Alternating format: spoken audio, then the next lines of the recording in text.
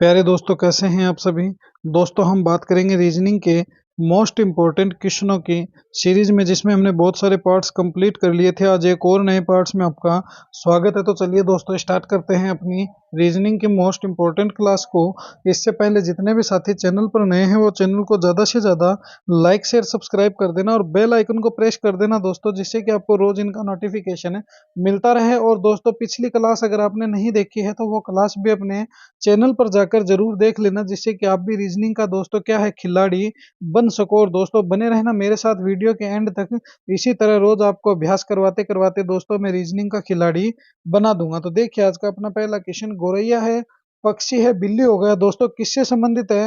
Venn diagram से संबंधित question है। किससे? वेन डायग्राम से रिलेटेड क्वेश्चन है। सबसे पहले देखिए दोस्तों, बिल्ली को बनाएंगे। बिल्ली का इनसे कोई ताल्लुकात नहीं है, बिल्ली अलग है। और दोस्तों, ये जो गोरैया है, इस गोरैया के अंदर ही क्या आता है दोस्तों? पक्षी आता है। चाहे पक्षी के अंदर गोरैया, बात एक ही है, कुछ भी कह दो। तो ऐसा डायग्राम कहाँ पर है? ऐसा डायग्राम ऑप्शन नंबर फर्स्ट में है, यही अपना करेक्ट आंसर हो जाएगा। बिल्ली एक अलग प्रजाति के जीव है पक्षी, और गोरैया एक समान प्रजाति के जीव है, मगर दोनों अलग अलग है। उसी प्रकार दे दोस्तों कि जिस प्रकार अपने मान लीजिए, एक तो अपने शर्मा जी के यहाँ है, और एक अपने कौन है दोस्तों? एक अपने मेघवाल है, एक अपने शर्मा जी है, एक अपने चोटिया जी है। इसी प्रकार दोस्तों है तो हुमन सी।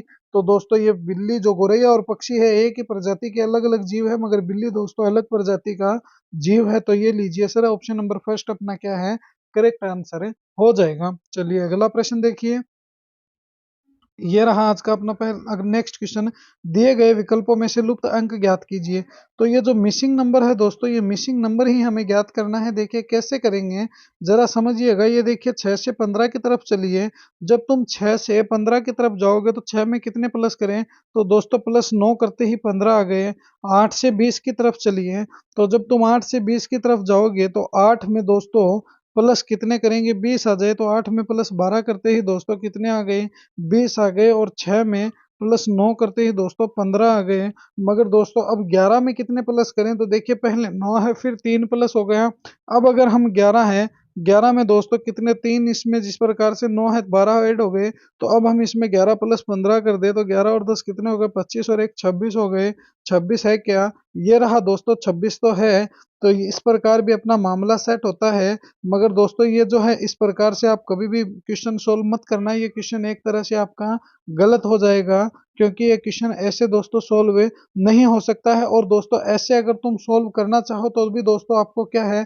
26 ही आंसर मिलेगा। ये वैसे दोस्तों सही है, मगर ऐसे अगर तुम क्वेश्चन करोगे दोस्तों तो बहुत ज्यादा कंफ्यूज हो जाओगे। और दोस्तों 99% आप क्या है इसको गलत करके आओगे। वैसे ये ट्रिक तो मैंने आपको बता दी है दोस्तों 26 की, मगर ये 99% आप गलत करके आओगे, क्योंकि आप कंफ्यूज हो जाओगे कि कितने इंक्लूड करें, कितने बढ़ाएं, कितने घटाएं। देखिए आपको एक मैं इजी ट्रिक बताता हूँ इसको सोल्व करने की, ऐसे क्वेश्चन जब भी आ जाए। देखिए 6 है, 6 में प्लस 2 किया, कितने आए? 8 है। 8 में दोस्तों प्लस 3 करेंगे, कितने आ जाएंगे? तो सर 11 आ जाएंगे। 11 में कितने प्लस किए सर? 4 प्लस किए। 15 में कितने प्लस किए सर? 5 प्लस किए, 20 आ गए। और 20 में कितने प्लस करेंगे? तो सर प्लस 6 करना पड़ेगा, क्योंकि पहले प्लस 2 है, फिर प्लस 3, फिर प्लस 4, फिर प्लस 5, और अब प्लस 6 करते ही 26 आ जाएगा। तो देखिए उससे कितनी इजी ट्रिक है दोस्तों ये, उससे कितना इजी वे में इस क्वेश्चन को मैंने सोल्व करके दिखाया है। तो दोस्तों आप भी इस बात का ध्यान रखना कि आंसर तो अपना वो भी सही था 26, और ये भी सही है 26 ही आएगा। मगर ये देखो, आप पहले प्लस 2, फिर प्लस 3, फिर प्लस 4, फिर प्लस 5, फिर प्लस 6, कितना इजी वे में हमने इसको सोल्व कर लिया है। तो आप भी दोस्तों इस प्रकार से अगर सोल्व करोगे तो आप कंफ्यूज नहीं होंगे, और आपका 100/1% ही डायरेक्ट आंसर निकल कर आएगा। मगर दोस्तों अगर आप ऐसे मैंने जो पहले बताया था उस प्रकार से करोगे तो अपना क्या होगा? गलत होगा। चलिए अगला क्वेश्चन देखिए। ये रहा आज का अपना नेक्स्ट क्वेश्चन। ZIP है, VIWIP हो गया, TIP है। तो जरा गौर फरमाइएगा इस क्वेश्चन पे। पहले जेड है, फिर IP बन गया, फिर दोस्तों क्या हो गया? WIP बन गया, फिर दोस्तों क्या हो गया? TIP बन गया, और आगे क्या होगा वो हमें बताना है। तो जरा देखिए, जेड है, W की तरफ चलिए, XYZ। तो दोस्तों कितने हो गए? -3 हो गए। कितने हो गए? -3 हो गए। जेड से अपन उसकी तरफ चलेंगे। फिर दोस्तों डब्लू है, डब्लू से क्या हो गया? टी हो गया। तो टी, STUV W, तो भी दोस्तों क्या है? 3 हो गए। और अब हम दोस्तों टी में -3 करेंगे तो P Q R S T, तो दोस्तों क्या आ जाएगा, क्यू आ जाएगा। क्या आ जाएगा, क्यू आ जाएगा। -3 करते ही अब आई की तरफ चलिए दोस्तों, आई है, आई से आई है दोस्तों, तो माइनस क्या हो गया, 0 हो गया जब हम आई से आई करेंगे। और आई फिर दोस्तों आई है तो हम आई करेंगे तो भी दोस्तों -0 हो गया। तो अब आई में -0 करते ही दोस्तों क्या आ जाएगा, आई का आई ही आ जाएगा। फिर देखिए पी है, पी से पी -0 हो गया, पी से पी -0 हो गया, तो हम भी दोस्तों क्या करेंगे, -0 करेंगे तो पी आ जाएगा। तो क्यू आई पी कहाँ पर है, क्यू आई पी तो ये रहा ऑप्शन नंबर थर्ड में। तो ये थर्ड नंबर ऑप्शन ही जो होगा दोस्तों, वही क्या होगा, अपना करेक्ट आंसर हो जाएगा। तो option number third is the correct answer. Q I P जो है दोस्तों, वही अपना क्या है, करेक्ट आंसर हो जाएगा। चलिए नेक्स्ट क्वेश्चन देखिए। उस आकृति को चुनिए जो अन्य तीनों आकृति से भिन्न है। देखिए इनसे इनसे इनसे इनमें जो विभिन्न प्रकार की आकृति है, वो आकृति ही हमें दोस्तों इसमें क्या है, बतानी है। तो देखिए कैसे बताएंगे, जरा गौर से समझिएगा। ये है बड़ा रूप, ये इसका छोटा रूप हो गया। ये देखिए दोस्तों, ये ऑटोमेटिक हमें नजर आ रही है, विभिन्न है। ये है इसका बड़ा रूप, ये इसका छोटा रूप, ये है इसका बड़ा रूप, ये है इसका छोटा रूप। तो अब देखिए ये जो ऑप्शन नंबर सेकंड है दोस्तों, ये सेकंड नंबर ऑप्शन में क्या है, एक तो ऐसे दे दिया, तो फिर हमें कायदे से ऐसे मिलना चाहिए। ऐसे ना मिलके दोस्तों हमें ऐसे मिला है, तो ये आकृति क्या है दोस्तों, दोनों तरह से भिन्न है। तो ये ऑप्शन नंबर सेकंड जो होगा दोस्तों, ये सेकंड नंबर ऑप्शन ही अपना क्या है, करेक्ट आंसर है, हो जाएगा। चलिए नेक्स्ट क्वेश्चन देखिए। ये रहा अपना लुप्त पद, ज्ञात करिए। हमें इसमें क्या है, मिसिंग नंबर फाइंड करने हैं। क्या करने हैं, मिसिंग नंबर फाइंड करने हैं। देखिए 15 है, फिर 2 है, फिर 5 है, ऐसा क्या रिलेशन है कि 35 आ गया, 11 है, 3 है, 6 है, ऐसा क्या रिलेशन है, 39 आ गया, 20 है, 1 है, 7 है, ऐसा क्या रिलेशन है जो अपने को ज्ञात करना है। तो देखिए इसको, 15 में +2 करते ही दोस्तों 17 आ गए, 17 में +2 करते ही दोस्तों, 17 में +5 करते ही दोस्तों कितने आ गए, तो 17 + 5 सर 22 होते हैं। तो ये लीजिए सर, 22 है 10 32, और 3 कितने हो गए दोस्तों, 35 हो गए। तो दोस्तों कितने किए, +13 किए, 35 आ गए। 11 और 3 कितने हो गए दोस्तों, 11 और 3 सर 14 हो गए, 14 और 6 20 है। और फिर दोस्तों क्या करना पड़ेगा, +19 करना पड़ेगा। तो दोस्तों ऐसे तो ये नहीं हो सकता, ये तो मामला पूरा का पूरा गड़बड़ हो गया, ऐसे तो ये सॉल्व नहीं होगा। तो फिर ये कैसे होगा, देखिए मैं आपको बताता हूँ। 15 है, 15 को 2 से मल्टीप्लाई कीजिए, कितने आए, तो सर 15 दूनी 30 आए। 30 में से जब तुम +5 करोगे तो कितने आए, तो सर 35 आए। जरा गौर फरमाइएगा, मैं आपको बताता हूँ इसको।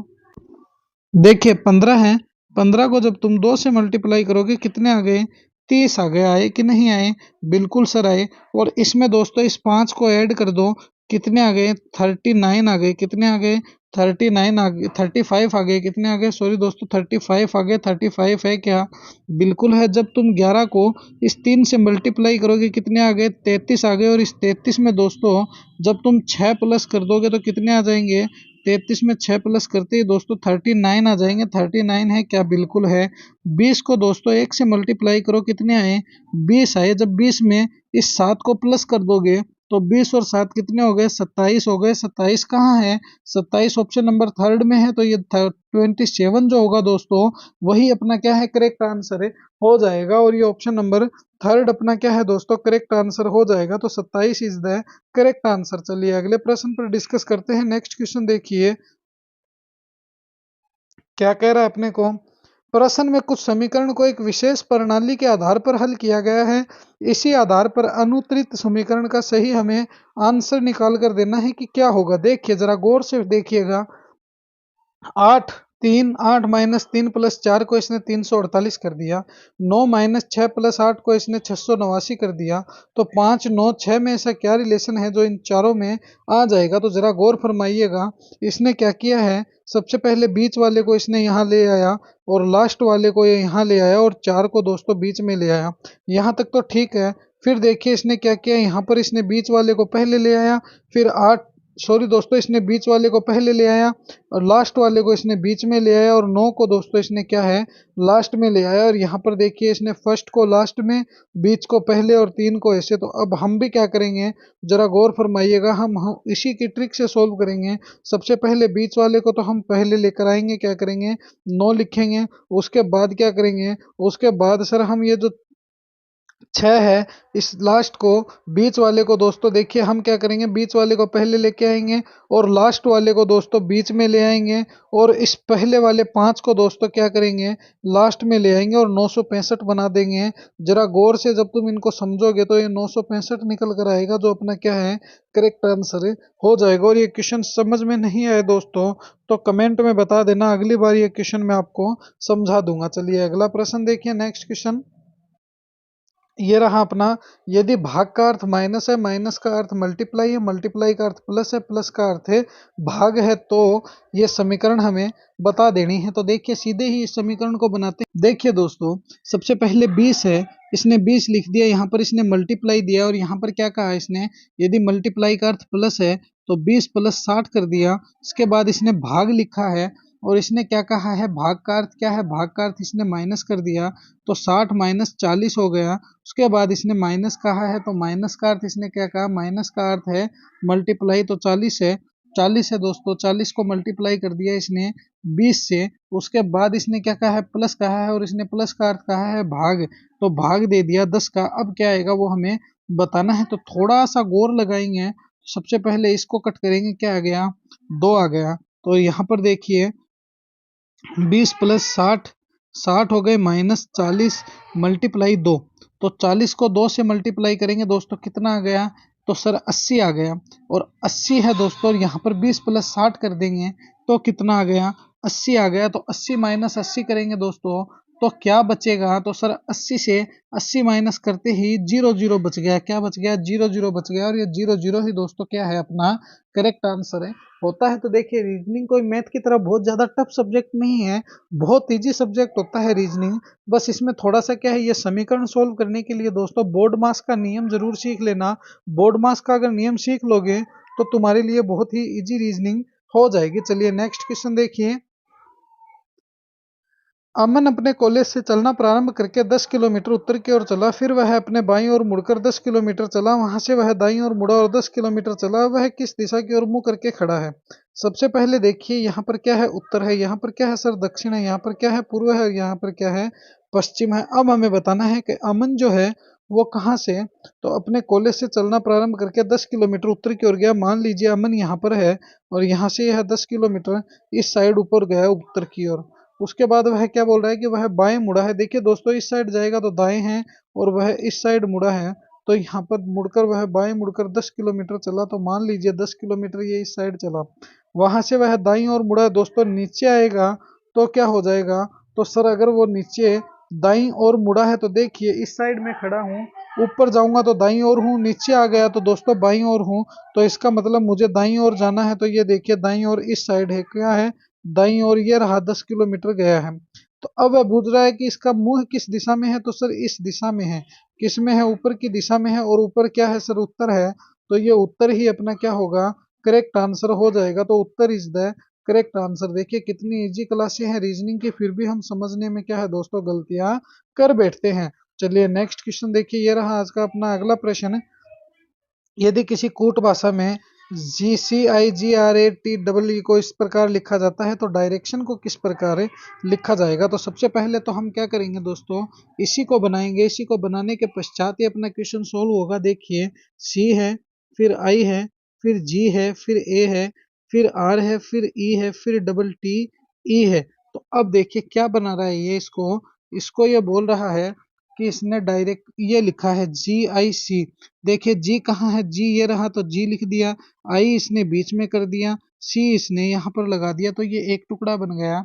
इसके बाद इसने क्या लिखा है, ERA, तो देखिए ई ये यहाँ पर ले आया, आर ये यहाँ पर ले आया और ए ये इस साइड ले आया, तो एक टुकड़ा ये बना दिया।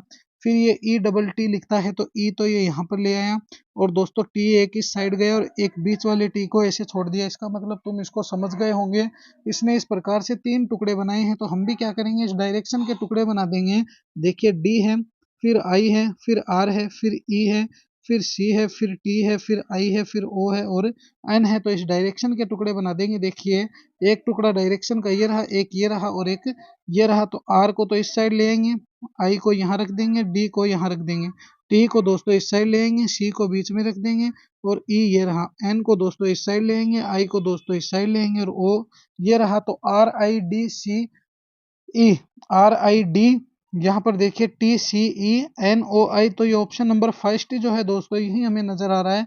तो ये ऑप्शन नंबर फर्स्ट ही अपना क्या है, करेक्ट आंसर है, हो जाएगा। तो option number first is the correct answer. चलिए अगले प्रश्न पर डिस्कस करते हैं। नेक्स्ट क्वेश्चन देखिए, ये अपना लास्ट एंड फाइनल क्वेश्चन है, जरा गौर से समझिएगा।